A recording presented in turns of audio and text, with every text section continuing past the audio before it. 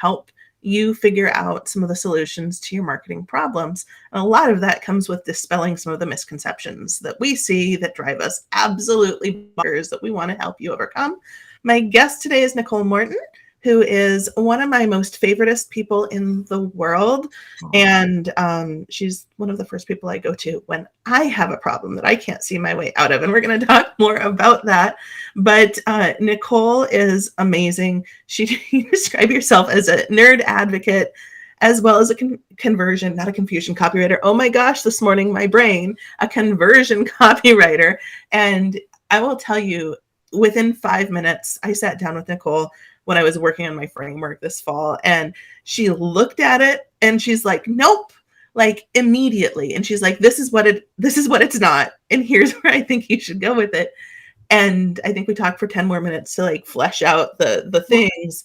It was that fast. It was that fast. She sees things so clearly. She's in addition to one of my favorite people, I think she's really smart. So, hi, Nicole. Do you want to introduce yourself?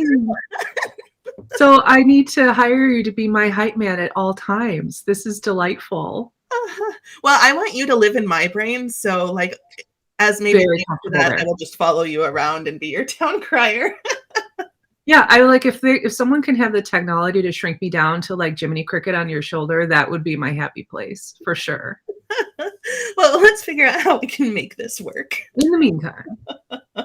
So tell me, I love you have your secret. I'm going to stop talking because I can't speak language morning like an adult. But you have the super secret decoder ring, and I want to know all the things about that. Can you? It's so fun. So, my superpower is creative problem solving. I joke that my brain is just a nest of flappity wires, and occasionally they'll touch together and just magic pops out. But I really have a knack for finding patterns, making seemingly incongruent things come together. And I also love nothing more than connecting people with their own secret sauce. My motto for working with my clients is, look, you can't read the message from inside the bottle. You can't see your label from inside the bottle. So let's work together and figure out how we can unearth all of your secret sauce, because everyone that I work with, be they clients or colleagues like you, Erin, are so passionate about what they do and are so good at what they do and grossly undersell their value and their abilities. So, let's go in and find out what makes you tick, what makes you passionate, what makes you angry about what happens in your industry, what breaks your heart, and flesh all of that out. So I joke that it's so many parallels here. It's like a super secret decoder ring. So it's just like deep listening, really doing some empathetic understanding of what drives you, and then pulling all of that forward into messaging that then reflects the values, your personal values that inherently are reflected in your business. I love that. There's a reason we get along so well. There's a reason. And I know, like, fun fact, you're also like this huge Disney lover. I don't know, like what else to call it. Like, you love Disney, and I've never been to Disney, so we will go. It'll be delightful. Yes, I mean, like pretty much name the time and the place I'm in. It's my favorite place. I've been. Like I said, you can use this against me when we play Two Truths and a Lie. I've been well over 30 times never been to Disneyland in California, though, fun fact. I am a child at heart. I love to be immersed in fantasy. I like my vacations with like no reality whatsoever. When you go to Disney, there's no mosquitoes. Mosquitoes don't exist. I cry every time I see Mickey. Like, I'm that. My fantasy reality borders are very thin. Well, and I think that's what makes you so much fun. Like, aww. I love it. You bring so much heart to everything. Like what you said, like Mickey makes you smile and tears come to your eyes. Like, I don't know, everything that you do always has all of you behind it, I think. Thank you. Not to tie Disney back to like work stuff, but I think but it does. It absolutely does. Yeah. It absolutely does. Because, to be able to immerse myself in your story and your background and just listen, and it's almost like my brain will catch on something like a snag in our conversation, and I can hear like these fundamental nuggets that then they can even become so important as to be messaging pillars and how you communicate outward with your clients, right? But you take it for granted because you're immersed in you 100% of the time. So you don't understand like how profound those things are until someone points them out to you and say, not a lot of people can do that, or not a lot of people have that skill set that seems incongruent, but then becomes the way that people feel really seen and understood and supported. And I just, I love helping people find that aha moment in their own business journey. Well, and what's interesting is you're saying that Asai was here yesterday. Yes. And so we were talking, she and I, about how she's able to, I'm going to go close my door here in just a moment.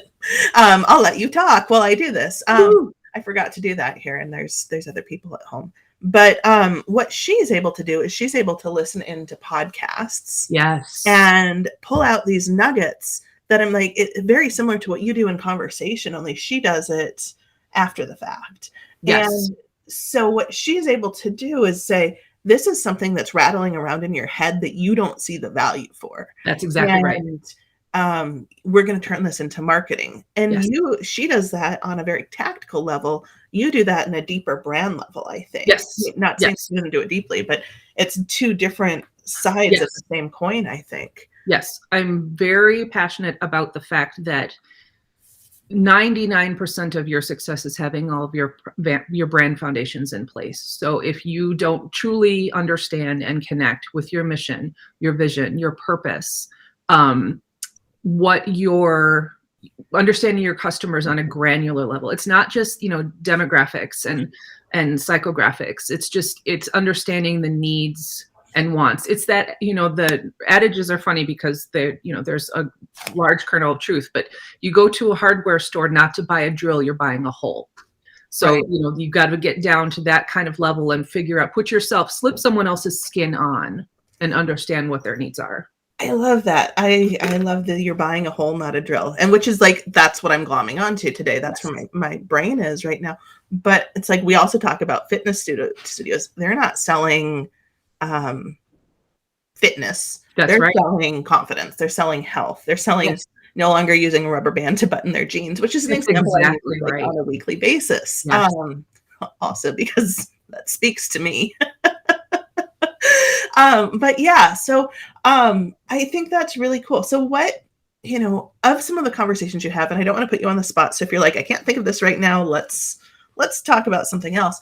Like, what are some of the favorite aha moments that you've had with people over the last couple of weeks that totally changed the way people saw themselves in their business? Well, I mean, we can talk about the reach trajectory too, because that process, I mean, that was instantaneous.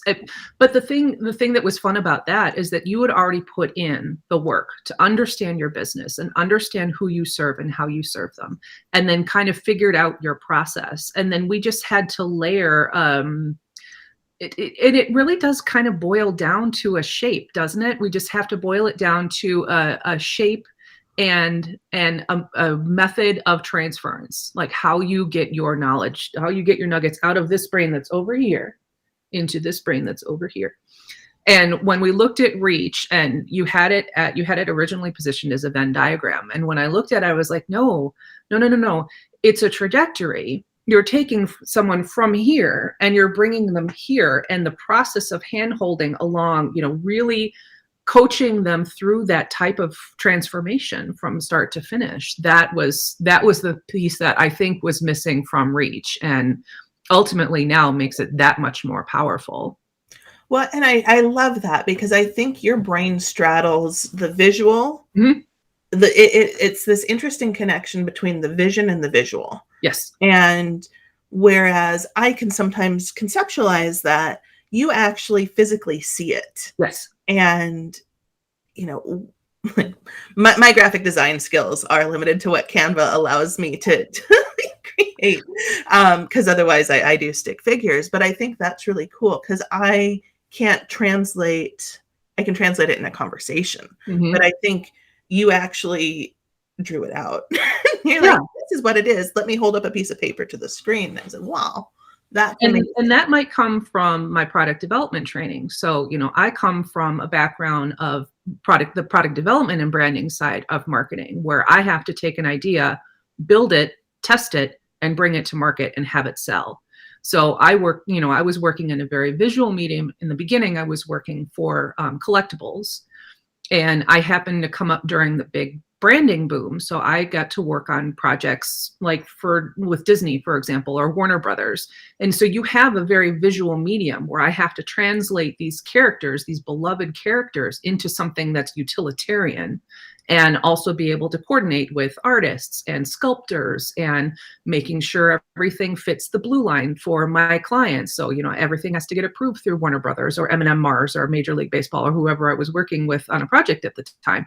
But it's a very visual medium. And, as a frustrated digital scrapbooker, that visual medium, the design medium is not foreign to me, is not uncomfortable. So that also helps. And I think you're right, because it's not designing packaging, it's designing the whole thing. And I come from the packaging side of things. Yes. So, in a roundabout way. So that's really fascinating. My Midwest transplants coming. Your flat A's coming out. Fascinating. So I love, the other thing that I love is you just so casually drop these names of these insanely cool brands. And this is not like, Nicole is one of the most humble people that I know. And so you're able to do this, and it's so cool. And it's so cool to show, because these companies do this very well, and that you led some of these projects and you helped bring some of these to life speaks very much to what makes you so amazing, even though there's the youth factor too. So I mean, there's so many things I want to talk about. What did you have a favorite project that you? Oh my gosh, they were all so fun. Actually, what was really, well, Disney always takes the first place in my heart, for sure. Like Mickey is This is not a surprise. My former boyfriend. But what was so fun? Working on products for M&M Mars. And talk about creative problem solving. Oh my goodness. Okay, we're going to get in the weeds just a teeny bit. So let's do it. Let's do it. I'm in the weeds with you. So working on containers, floral containers, for if you would to order a floral arrangement, you would go to the floral, well, used to in the before times, you go to the floral store and you look through the catalog and you're like, okay, I want to send this to my grandma. And then they order it and blah, blah, blah. So in the branding boom, M&M Mars got into licensing the images of the M&M characters. And so having to build products that reflected the personality of each of the tiny little M&Ms, and then have it be fitting within their brand portfolio, and then have it be functional, so that it's not going to break, and you can reuse it for whatever. There's a particular problem with the color red. Red is highly unstable as a color. So every time we were trying to find a porcelain manufacturer who could make the right color red, to Pantone specifications, and have it translate during the firing process and come out with a beautiful red M&M. And red is so unstable, it would always come out tinted towards pink or tinted towards purple. So we were really struggling with the whole project. And we happened to find a porcelain manufacturer who had a connection to the automobile industry. And they were able to finish the piece and then separately work on using automobile coloring for paint colors for automobiles to get red, the M&M red, exactly right. So not only was it one of the more frustrating projects I worked on, but it's so gratifying when it was done, and he was so handsome when it was finished. So that was a lot of fun. I think there's like a blog post in there or something. Oh, absolutely.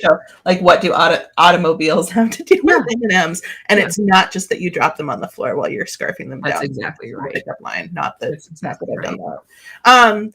Yeah, so I am speechless. I don't know how to follow that up. I have so many funny stories like that. It's just. So what are you planting your flag in the product marketing space, or you also really like to help service I businesses like do. copywriters. So where do you see yourself? Here's Where the do you see beautiful yourself thing. in 5 years? But where do you see yourself working the most? Here's, and you and I have talked about this before. Like, here's the interesting thing about what I do. It doesn't matter what you're making. It could be cars, it could be collectibles, it could be courses. The development process is the process. I joke, the engine is the engine. It doesn't matter what it drives. So going through the process of development and stress testing and verifying and prototyping and testing and launching and validating is the same no matter what you're delivering. So it works equally well for service providers as it does for products, digital products, physical products. The process is the process. And with having come up through all of my training in that, I get to leverage my ability to not only execute the process. So if I were, just to drop in as a fractional project manager, or I can coach people through the process. How do we develop and stress test a new course? How do we develop and stress test a new package for my clients? How do we develop, test, and validate all of these things?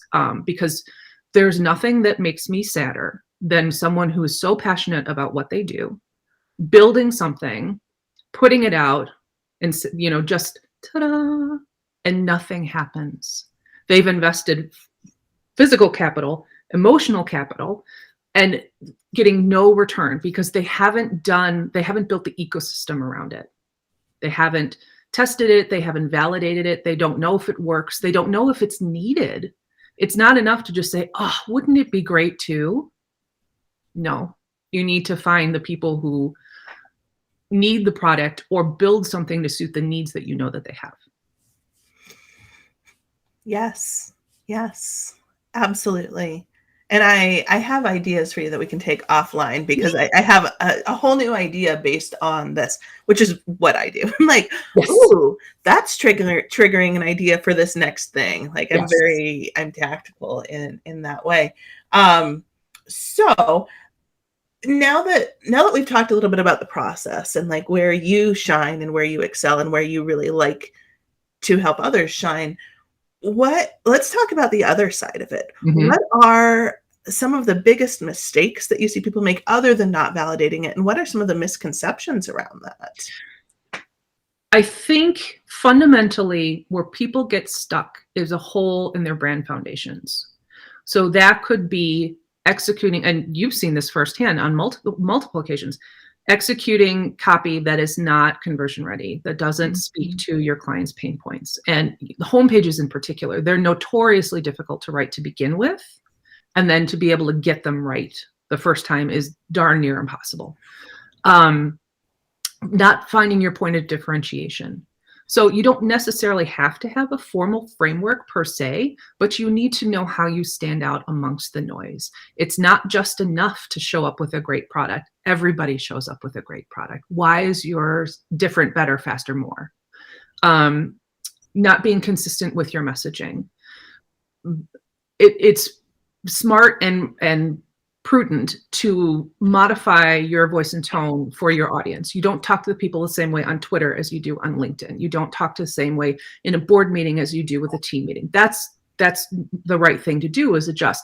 But there are occasions where I call it voice whiplash, where you show up one way and are radically different in another. Like a prime example would be if you are advertising your services and are very buttoned up and formal, and then you show up to a live proposal meeting and you have the vocabulary of a well-educated truck driver, like dropping all sorts of F-bombs and jargon. Voice whiplash, right? So inconsistency in your messaging. Well, and I think that also shows up when people are trying to market to multiple audiences. Yes. And maybe you're showing up authentically both places. Yes. Erin Pennings. But if I think your offer suite has to be somewhat consistent or related, or even if you have multiple audiences, find the common pain points. Absolutely. So that you can funnel your messages, because it's really hard. It is really hard. And unless you're a big company, you can't market multiple brands. That's exactly right. It's physically impossible. It's stressful, and it will bomb every time. I was in a conversation with someone last night about that. It was like, yeah, this does not work. That's right. You can absolutely serve multiple audiences, but you cannot serve them the same way. You are not a one size fits all. And the other thing is that, there are so many industries where there's nothing truly disruptive anymore. And that's fine, but that also makes it harder for you to stand out. Nothing that you don't have something that's so radically different in your industry. And when it boils down to it, what you and I do, writing in itself is a commodity. You can go anywhere from Fiverr to Fortune 500 companies. Writing is a commodity, but how do you do it differently? What do you do that makes it stand out? What do you offer that's distinctive from your peers? How are you going to cut through the noise?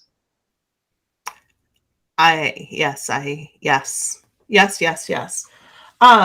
So we've talked a lot today about M&M's, Disney, and how you help people get to the foundations of their marketing. Mm-hmm. We've been talking, and I know something that no one else knows. Well, no one else outside of a very small group. Yeah. And I think it's time we change that. So Okay. You're building something really cool, and it may not be 100% ready yet. So I don't want to push you to share anything that you're not comfortable sharing, but I know you've gotten me out of some sticky situations. So I love, that's the perfect segue. So can we talk about what you're building and what's coming very soon? Yes. So a lot of feedback that I've been getting from my colleagues and clients is like, I don't need a full-blown service. I don't need a done-for-you service. I need you to just sit on my shoulder and walk me through this thing that's getting me stuck.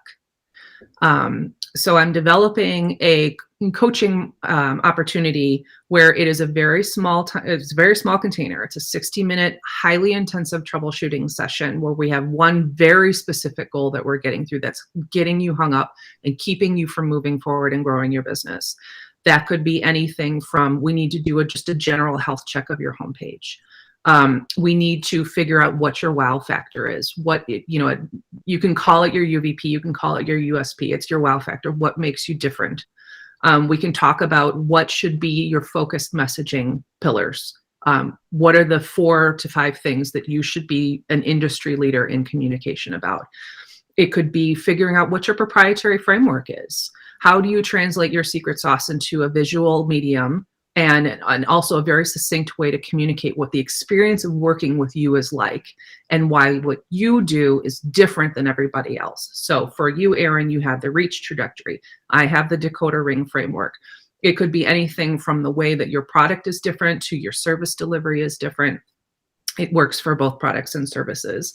It could be trying to figure out what your brand initiatives should be going forward. Like, what are the things, where are the holes in your ecosystem that we need to identify and develop? So it's basically taking a laser focused look at what's holding you back and an action plan to move forward and get past that. And that may be the only touch point that we have together, which would make me very sad because I love my people. But it's important to have a very small, very intensive, high impact container that is not going to take you weeks and weeks to move forward. And there's not, like tons and tons of homework and you have to have your team involved. No, it's just one laser focused offer for you to work with me for an hour or so and try and figure out, creative brainstorm your way out of a thing that's keeping you stuck. I love it. So how can people get in touch with you to learn more about this, or just because you're an amazing human in general and they want to say hi to you? I'm at NicoleMortonAgency.com everywhere. I will be hosting a webinar in the coming weeks to try and give you an idea of what it's like to work with me. We're going to have some live troubleshooting sessions. We're going to work through some problems in people's businesses and see like how we can, in a very tight container, get some ideas and some new opportunities to grow and expand their businesses. So I'll be announcing more information about that in the coming weeks. But otherwise, hit me up on DM me on Instagram, LinkedIn, or Facebook. Okay. And those links will go into the show notes here. So if anyone has questions, definitely get in touch with Nicole. She's wonderful. And as you can see, that's coming through. So before we wrap, is there anything else that you think the world needs to know about you or that you wish everyone knew? I wish everyone knew that you don't have to do everything. That's why you have professionals that you can hire. My clients can sell ice to polar bears, but they can't write copy. It's a skill set and you don't have to do it all. Give yourself a break. Stay in your zone of genius. Yes. Yes. Well, I thank you. Thank Thank you for being you. here. This is Thank you so for fun. sharing your awesomeness. And if there's anyone who has questions, definitely they don't all come through the software that we use. So we'll be going back into LinkedIn, YouTube, and Facebook channels just to make sure that they're showing up. So Awesome. Thanks, Erin. This is so fun. thank you. Talk to you soon. Talk soon.